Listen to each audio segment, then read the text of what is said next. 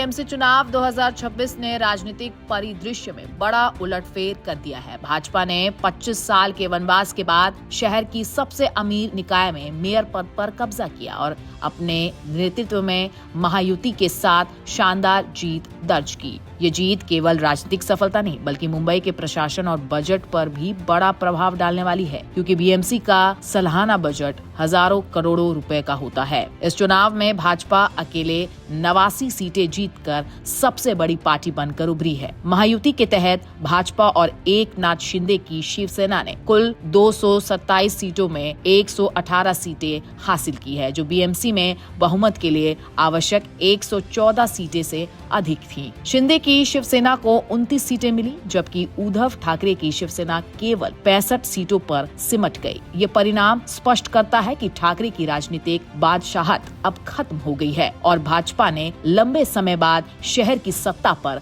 अपना दबदबा कायम किया है। विशेषज्ञों का मानना है कि उद्धव ठाकरे की हार का प्रमुख कारण कांग्रेस से गठबंधन न करना था। कांग्रेस ने अकेले चुनाव लड़ा और केवल 24 सीटें जीत सकी। अगर उद्धव ठाकरे कांग्रेस के साथ मिलकर एमवीए को फिर से एकजुट करते तो सीटों का बंटवारा कम होता और उन्हें अधिक लाभ मिल सकता था। बीएमसी चुनाव के वोट डेटा से ये बात स्पष्ट होती है कि भाजपा को कुल 11,89,273 वोट मिले हैं, जो कि 45.22% है। उद्धव ठाकरे की शिवसेना को 7,17,736 वोट मिले हैं, जो कि 27.52% है और कांग्रेस को 2,82,646 वोट मिले हैं, जो कि 4.44% प्राप्त हुए हैं। अगर उद्धव ठाकरे और कांग्रेस साथ होते तो उनके कुल वोट 9,60,382 हो जाते, जो भाजपा के करीब पहुंचते। इस चुनाव में कई वार्ड ऐसे थे जहां महायुति ने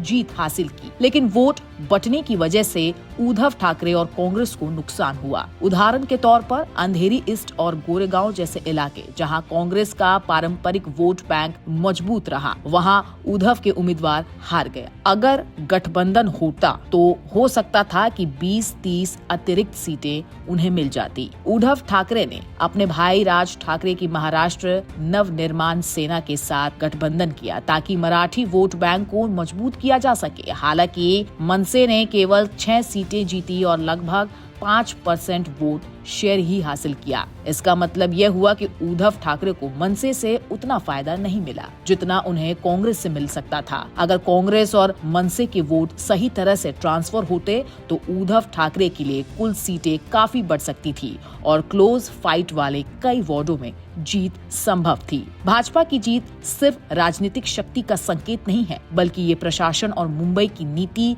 निर्धारण में भी अहम बदलाव ला सकती है। 25 साल बाद मुंबई में मेयर पद पर भाजपा का कब्जा शहर की राजनीति में नया अध्याय जोड़ रहा है। इस जीत ने यह भी साबित किया कि देवेंद्र फडणवीस की रणनीति और महायुति का संगठनात्मक कामकाज मुंबई में मतदाताओं को प्रभावित करने में कारगर साबित हुआ। कुल मिलाकर बीएमसी चुनाव 2026 ने मुंबई की राजनीति में स्थायी बदलाव ला दिया है। भाजपा ने लंबे समय बाद सत्ता पर कब्जा किया है, ठाकरे की विरासत पर ब्रेक लग गया है और उद्धव ठाकरे के लिए यह हार राजनीतिक रणनीति और गठबंधन के महत्व को उजागर करने वाली साबित हुई है। कांग्रेस और मनसे के साथ सही गठबंधन न होने के कारण कई सीटें गंवाई गई, जिससे ये चुनाव भविष्य के लिए एक बड़ी सीख बन गई है।